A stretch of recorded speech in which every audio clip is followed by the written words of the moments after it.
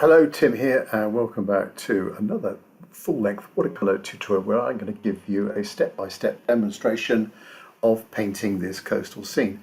We are in Puerto de la Cruz at northern Tenerife, one of the Canary Islands off the North African coast, and an atmospheric sky coming in here, which is quite typical of this area, with lots of different weather systems coming in off the Atlantic, and then an atmospheric sea as well.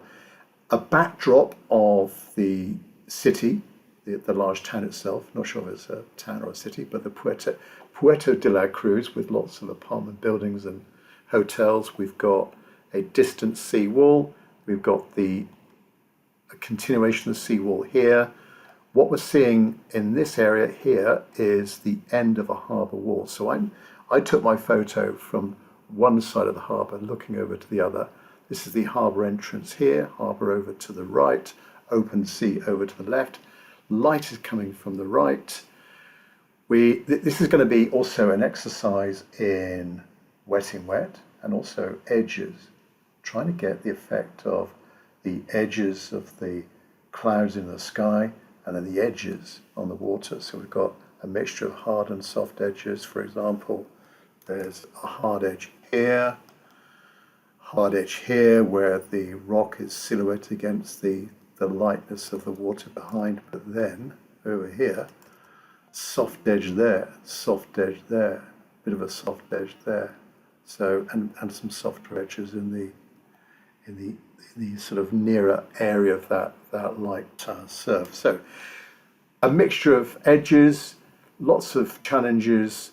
So I'm going to go through this step by step with you, starting off with the materials. Just as I start my drawing, very important first phase, just a little bit of information about the materials. So I'm on Saunders Waterford cold press paper, good quality paper. Always recommend using as good a quality paper as you can afford, as your budget can afford. Yeah, so this is 300 grams, 140 pounds, and it's 15 inches by 11 inches. Paints I'm using, I'll get into those in a little bit more detail and try and describe the colour mixing as well when I go through the painting phase. But onto the all-important drawing and trying to get right, first of all, the horizon line, the water's edge, which is then going to obviously dictate how much of the sky I've got in relation to the sea. So I'm pretty much following the source photo as regards that line, and then drawing in the rest of the main objects, the buildings behind the harbour, and then here the shape of the water breaking over those rocks just in front of the harbour. On the right-hand side, we've got the far harbour wall, and it comes round to the end, which is that prominent point there on that right-hand third. This is going to be a fairly brief drawing here. As I say, just getting the main objects, the top ridge of the hills, the far coastline, the edges of the harbour, the actual end of the harbour, and just a main shape for that exploding wave in the middle there. Right, so on to the painting phase, where I'm going to cover most of my scene apart from the light of those waves. First of all, the sky. I want to get in a mixture of warms and cools here. Let me describe the main colours I've got in my palette. So on the right hand side from the top, we've got neutral tint, burnt umber, burnt sienna, yellow ochre, spring green, viridian green, cobalt green, cerulean blue, cobalt blue, ultramarine blue, alizarin crimson, cadmium red, light red, cadmium orange, cadmium yellow. So that sky working quite wet. Now, I haven't pre-wet my paper. I do quite often do that, but just going in wet on dry here. And I'm using my brush at the moment, my Tintoretto Series 1407, size 6, and coming down over the horizon, down to these hotels, need to leave them unpainted as well. Not sure at the moment how bright they're going to be. In the source photo, they almost recede into the background hills. They don't really stand out too much. So I'm going to make them a little bit brighter on the right-hand side. So the light's coming from the right, and try and keep that light right-hand side, then the shadow on the left. Ultramarine blue and burnt sienna. Now get in the first bit of this harbour wall, top of the harbour wall, painting around in the middle the exploding wave. I'll call it the exploding wave. And just coming down now to a little bit of the top of that far side of the harbour wall. Bit of Virgin green, cobalt blue for the far side of the sea. And I need to go quite green with for the colour of the water, it looks quite sort of greenish, a cobalt green or Virgin green watered down would be just right. Now I'm coming up to the waves as they're breaking in on that left hand side, and I want a sort of rough edge. So using the texture of the paper and the mop brush, not too much paint on the brush, and then just sort of sweeping from left to right, and then quickly releasing, quickly lifting the brush off the paper. Hopefully I get that sort of like a deckled edge, a rough edge to those marks in the distance. Now going a little bit deeper with the colours in this middle area. And it doesn't matter if we leave little bits of the paper unpainted. They could be bits of reflections or the light just catching a rising wave or something like that.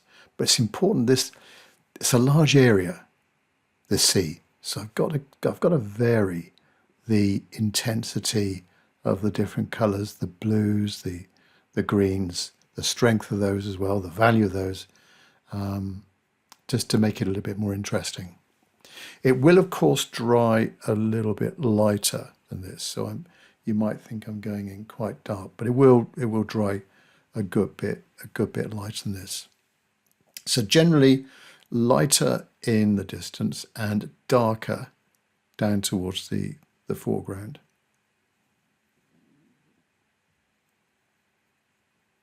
Just keep mixing the colours. Virgin green, cobalt blue. There's a bit of a slope on my board of about 10 degrees or so. You can see the palettes on the same level, so you can see that the water is accumulating a little bit. Down into this bottom right hand corner, and that's a little bit lighter on that right hand side, just sort of to the right of the end of the harbour. So not gone so dark there. As regards mixing, that top area there, I do tend to mix my darks up there. And I generally, when I clean out my palette at the end of my painting session, I generally leave that top bit as it is. I don't clean that top bit because there can be some useful colours in there for some darker areas on the next painting. Right, the darks of the sky. The sky is still quite damp. We're going to get lots of soft edges appearing. Maybe as the paper, different areas of the paper are drying at different speeds, depending on whether it's buckled a bit or how much paint I put down on the first washed layer. then I might get a few soft edges, which is good. It's nice to have a few hard edges, but generally up in the sky there, lots of soft edges. Lift off a little bit, just where I think the edge might be a little bit too hard or the colour too intense. Still using the same brush.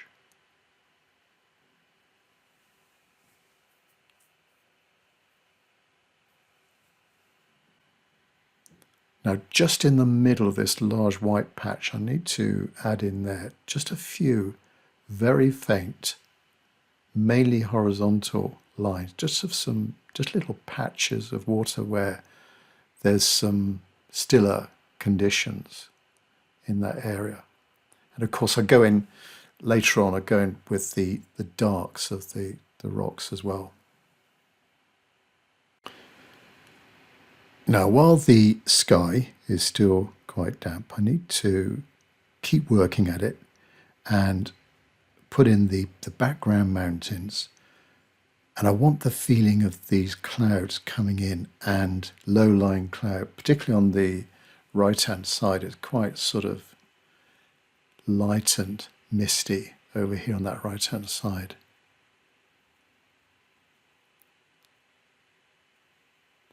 Ultramarine blue, burnt umber, a little bit more ultramarine blue.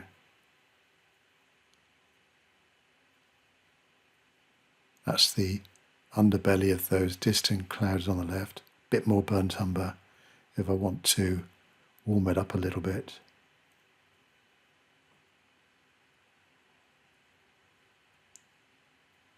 Quite dark in the middle there. I think it will balance out nicely the light of those buildings and the formation of the rocks that I'll have in that middle ground.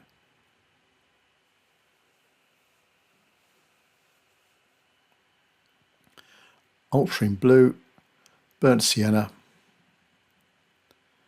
for the beginning of the background hills.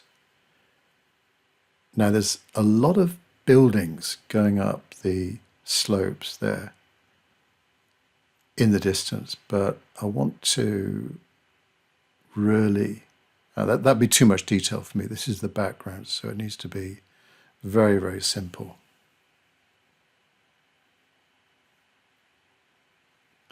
Just in little areas where I think the paper might be just a bit drier, I can get in a bit of a harder edge to the ridge of the mountains rising gently to the right. And then as we come down, there's kind of a distant ridge, and then there's a nearer ridge just on the edge of the waterline, I guess. So there's a bit of lightness coming down between those two in the valley, so to speak. Right, this is the darker nearby cliff face or ridge coming into the town, well, coming into the city on the right. Ultramarine gone quite strong with the ultramarine blue.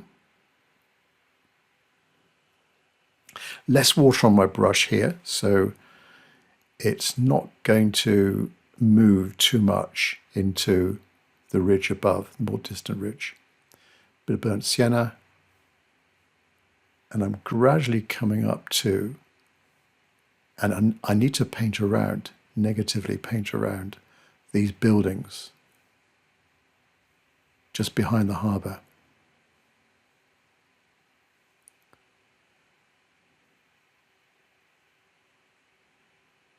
Keep adding on paint onto that damp surface in the background. I can keep applying darker colour there. A little bit of greenery now for the left-hand side, just above the seawall. So we've got the harbour on the right, and then the seawall extending out to the left in the distance. Behind that, we've got those two rows of cliffs, two rows of the the formation of the mountains.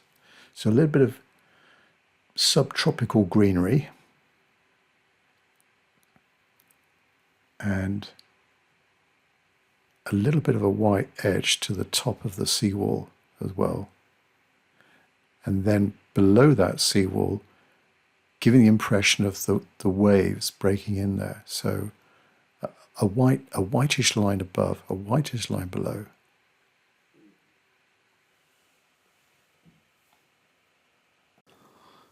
And the bottom edge of that dark band there needs to be rougher than the top, so a bit of a straighter edge on the top, and then a little bit bumpy on the bottom because of the waves coming in.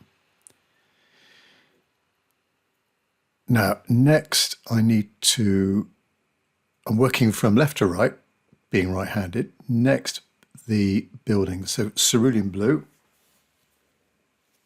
Try and get in a coolish blue colour for these buildings. And what I'm painting here is just the shady side of those buildings, and still leave out the white, the light, hitting the right-hand side. So there's quite, that building there, there's a bit of white, a bit of lightness, quite light at the top. There's sort of like two rows of two levels that are catching the light especially.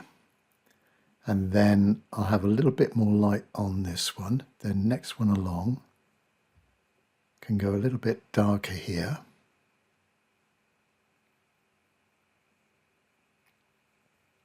Still keeping with that coolish theme.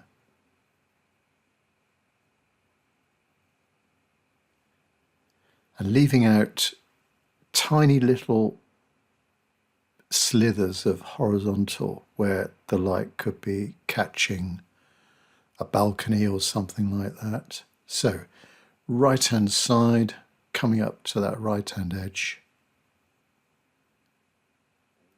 leave a little light line, as I say, something catching the light. So just varying the intensity of that coolness as well. There are, actually in the source photo, there's lots of sort of warms of buildings, particularly in the distance, but I think it would look, I think it looks better keeping it on the cool side.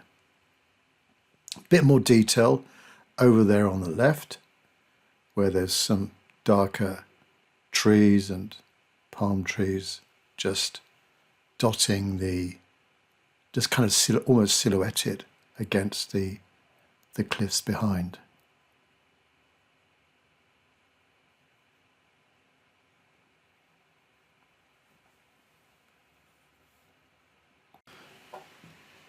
Now for the darker harbour wall in the middle and a soft edge on the top of those waves exploding out. So I've just dropped in some clear water.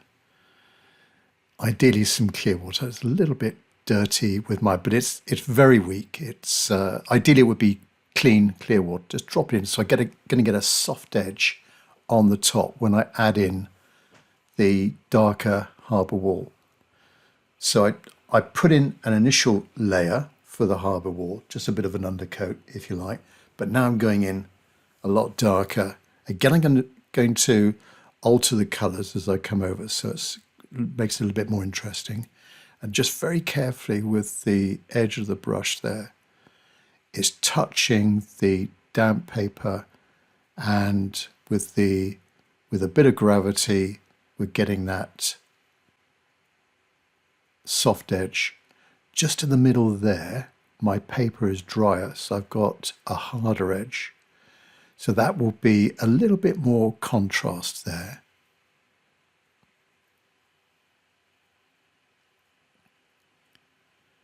Gradually come over, try and keep a fairly straight top edge to the harbour, where it's inclining upwards, but just a little bit of try and get in a bit of a straight edge to that top. This is the end of the harbour wall that's facing me, so that will be the top of that, down to the rest of the harbour wall,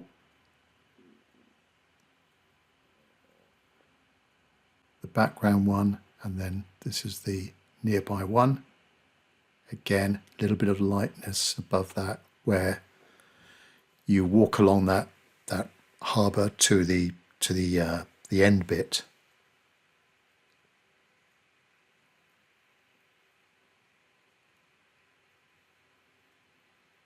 Come a bit lighter to the bottom of that harbour wall.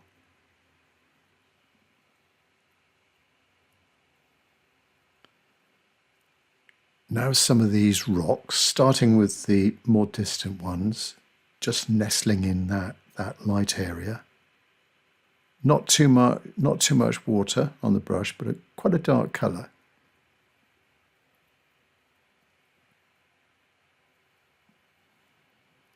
These rocks are lava rocks, so you've got to think of the colour of lava rock and mixing in my process here. My idea is adding in blues and crimson just to create that sort of colour of lava.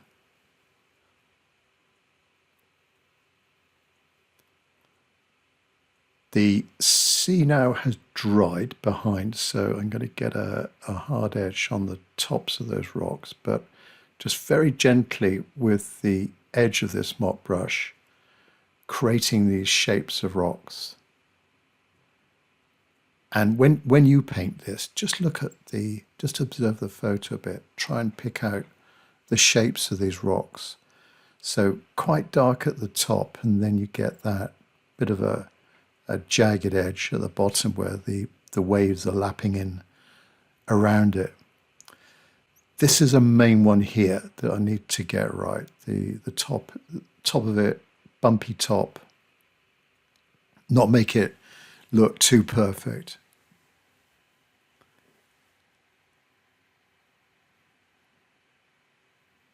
Bit of light just around the base of it. Most of the action is appearing in the middle. And then there's a sort of chain of rocks just coming out to the right of that main one, almost connecting with the harbour wall to the right.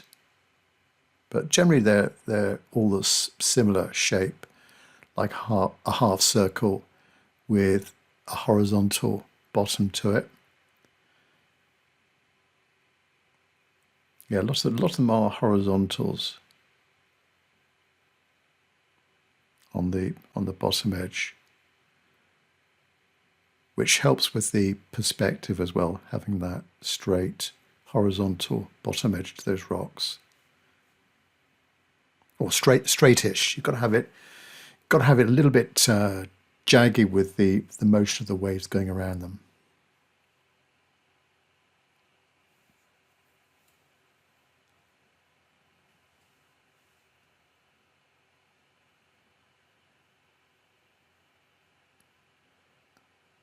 Neutral tint, ultramarine blue, bit of cobalt blue.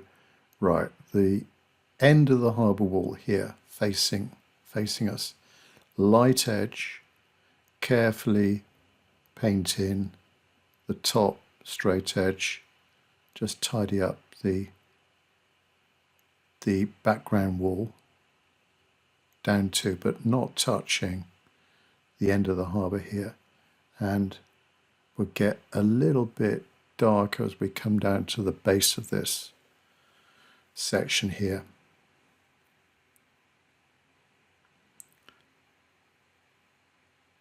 Nice vertical right-hand side, light coming from the right, so it catches a little bit of the light on that top right corner.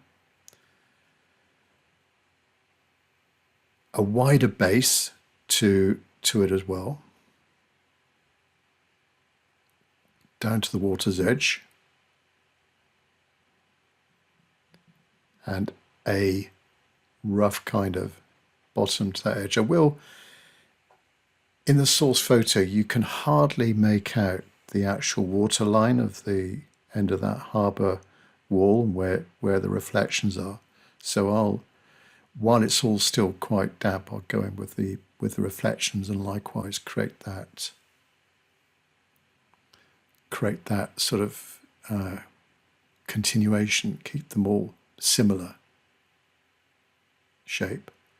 Right, now the all-important waves, darker waves coming in, thinner in the distance, thicker nearby, thicker in the foreground, and using the mop brush and the edge of the brush, not too much paint on the brush, not too much water, but just creating these marks, these elliptical marks. Just a few, don't overdo it, but just look at the source photo for the shape of some of these marks. And on the whole, they are kind of elliptical shapes. As I say, narrower in the distance and then coming a little bit thicker closer to you, and possibly, talking about value, trying to make them a little bit darker in the foreground as well, lighter in the distance. So there's my reflection of that left-hand rock. We'll have a few more very thin lines coming in from that left-hand side.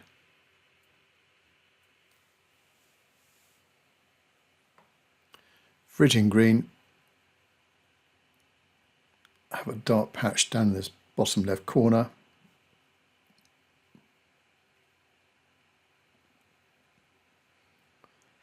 And these reflection marks, if on the first layer of the sea you thought you had an issue with any blooms or blemishes, or it didn't turn out quite right, you can always go over with these darker reflections, these darker waves here, just to cover that up a bit. Right, the reflection of the end of the harbour wall, starting from the water's edge, connecting with that shape, and the sea here is a little bit calmer, so not so rocky. The lines are a little bit more horizontal, not too pronounced, and then less of them, bigger gaps between those lines as we come towards us.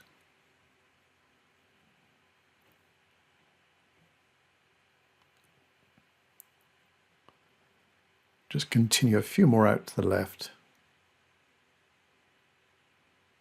Keep checking the shape of my brush head as well, making sure I've got that ideal edge. And some of these reflection marks, they're connected with each other as well. They're not just single isolated lines. Try and connect some of them also. Right, just a few more in there just to connect things up, and we should see less sort of lighter areas closer to the bottom of the harbour wall, and then just a few more gaps appearing the further away we come. Continue over the right, go over the edge of the paper as well, so when I peel off the tape we don't have a sort of edge appearing, some kind of weird edge. A few more marks in that bottom right corner.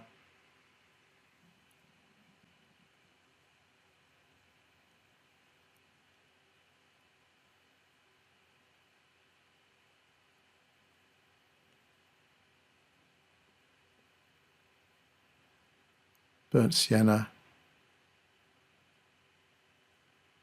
And some warmth, just the base of the harbour wall coming down to its reflection, but keeping it quite light and soft there, because the light is coming in from that right, maybe a little bit sort of misty with the spray or the humidity. So very soft transition to the rest of the water on that side. So a little bit more water applied to my brush and just bring it down with those horizontal lines, lift it off with my fingertips if I've gone a little bit too heavy-handed with the paint.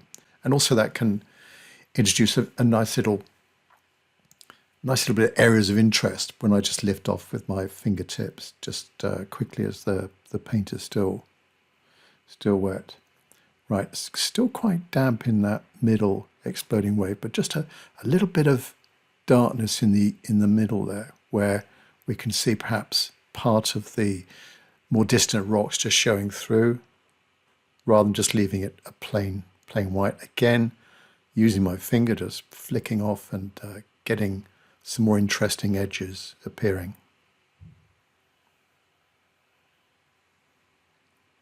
You can, of course, another tip would be on the outer fringes of this wave, you could use thick white gouache, just some little spots. Don't overdo it, but if you wanted more activity with that wave, you could just drop in, rather than splattering, just with a very small brush, a very thin brush, just add in a few little dots of white paint around the top edge of the exploding wave. Or you could, with a flattish brush, not too wide, but a flattish brush, again using thick white gouache, just quickly drag it across the top part of the wave, just to create the impression of a wave sort of lurching forwards against the harbour wall.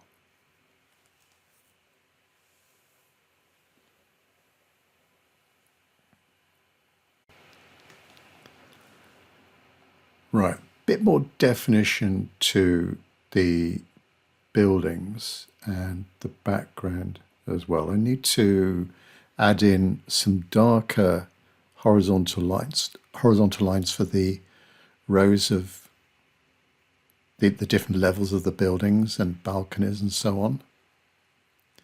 Just a few faint lines in the distance, some of the more distant, I guess they're hotels on that left-hand side.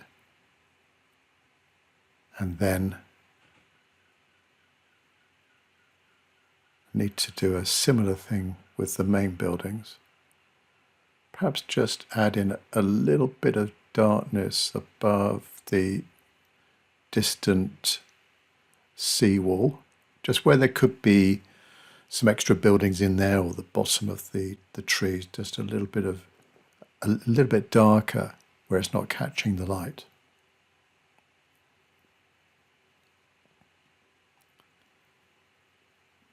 And check the edge of my brush. Not too much water on the brush. I've got a little bit of a flat edge to it as well. So it's just the right kind of width. And I can turn the brush 180 degrees just to keep that edge quite fresh. You could, of course, use a small brush for this, or again, a very narrow flat brush if you wanted to. And nothing wrong using a ruler either if you want that ultra straight line. Now this building here, I don't want to go too much in the very top of this building, because that really is catching the light. It's probably, apart from the waves, it's probably the next brightest area of the whole composition, the whole scene. There are a few verticals here, but mainly horizontals, and my brush now doesn't have an awful lot of water in it, so it's almost like a dry brush mark across. A few little marks on top of the buildings as well, little bits and pieces on the top of them.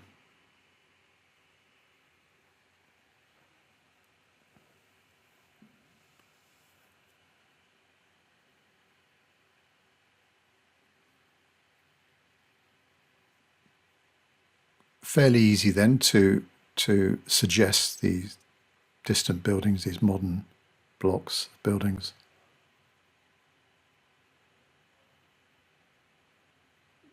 And also alter the strength of the values as well. So some of these rows are darker, some of them are lighter.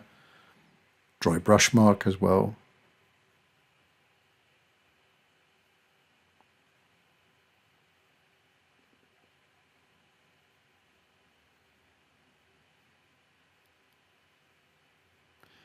Now with my damp sponge here, I've got a Spontex sponge, so it's I find it quite a soft sponge.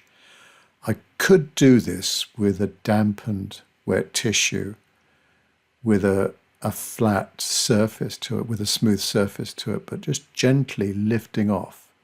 So with clear water, so the sponge might look a little bit dirty, but I've picked up some clear water, and then just keep dabbing at an area, and you just gently lift off some of that paint layer to hopefully get the feeling of the mist and the clouds coming down there.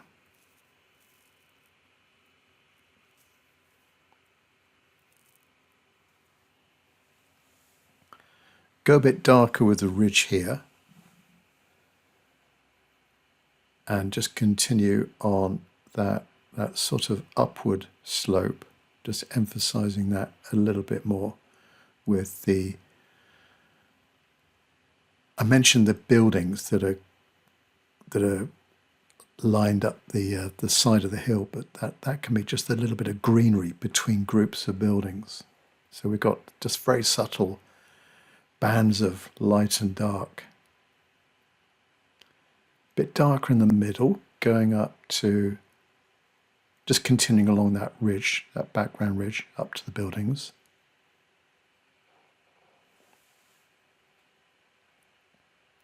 Lift off with a finger if I think I've overdone it or I want to get a soft edge again.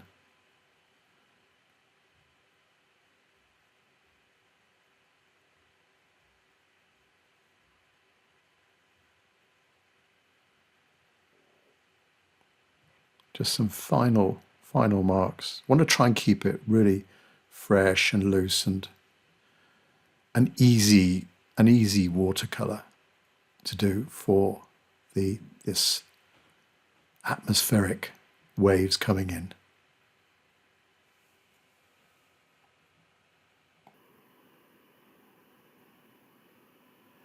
As I normally do, a little bit of a self-critique at the end just to see what went well, maybe what I could improve on if I did a similar scene again, and just a refresh of the location. So it's Puerto de la Cruz in northern Tenerife, and trying to, in an easy way, create the atmosphere of the motion in the water, these waves breaking over the rocks near the harbour wall, and the atmospheric sky as well.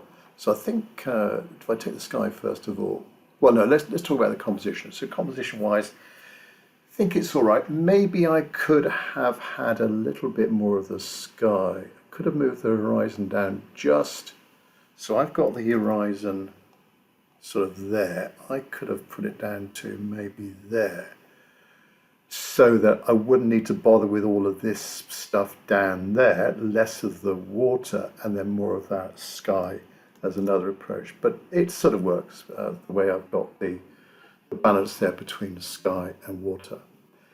The sky itself, quite happy with that. Maybe some of the edges could be a little bit softer and a little bit more jagged.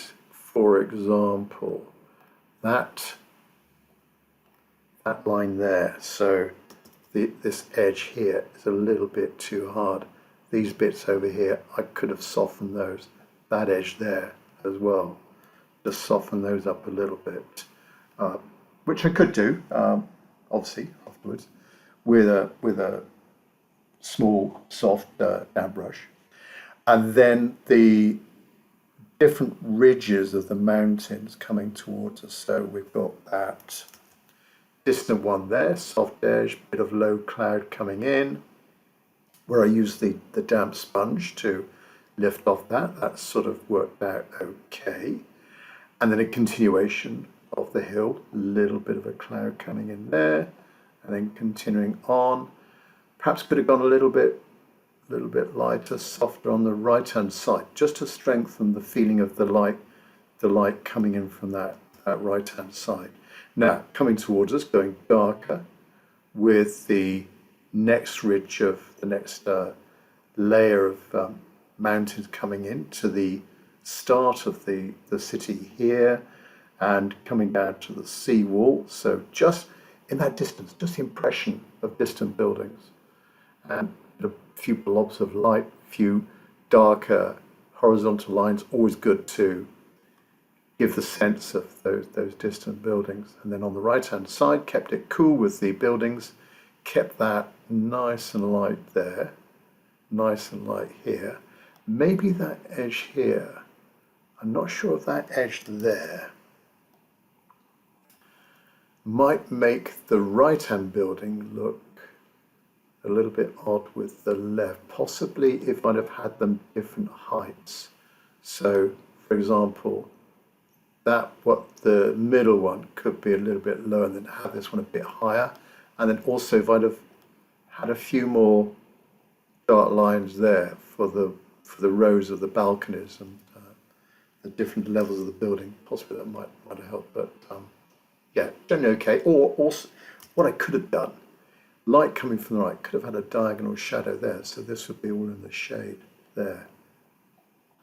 Benefit of hindsight. So generally okay with those buildings. Then harbour wall, quite like that bit of softness over here. Again, this part of the world, you get these bands of clouds coming in and sea mist as well, particularly on the coast. So that came out all right. Then the sea and the rocks and the waves, quite happy with that. Got a feeling of the motion, particularly on that left-hand side, the motion of the waves over there, with the bottom edge of the sea, the bottom edge of the seawall there, and then this patch of light here, I dragged the brush from the left-hand side over to the right, not much paint on the brush, and you can see the sort of texture of the Saunders paper here. This is cold press.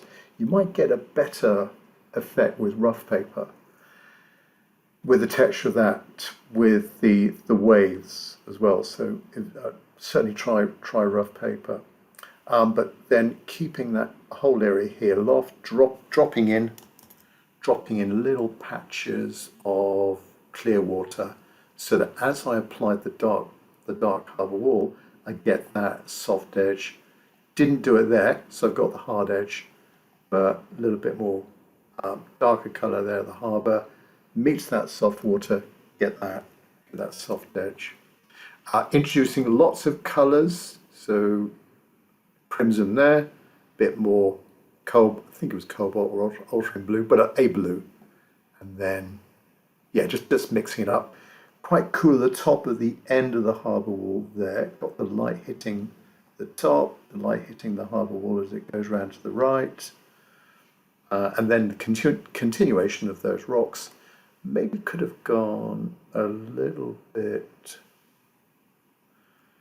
harder with the edge on that rock there, but on the whole quite happy with the way those rocks are going over there, connecting that one with the harbour wall, and then those darker reflections, not overdoing it, thinking about the thickness of the line, using the appropriate brush as well. So you want a brush that you can, that's got a nice point to it, a nice way of creating those elliptical shapes, and keep them narrower in the distance, a little bit lighter, narrower in the distance, but then as they come towards you, we're connecting them, we're getting thicker with those shapes, and also a little bit darker as well. And also think about connecting the actual rock, or in this case the harbour wall, connecting the reflection to it, so we don't see any white line, we don't see a dark line, but it's kind of a continuation of that reflection connecting with the object. So they almost appear as one. So I hope you enjoyed that, and certainly have a go. Those of you on Patreon, love to see your effort on this one. But thanks for watching, and I'll catch up with you soon on the next video.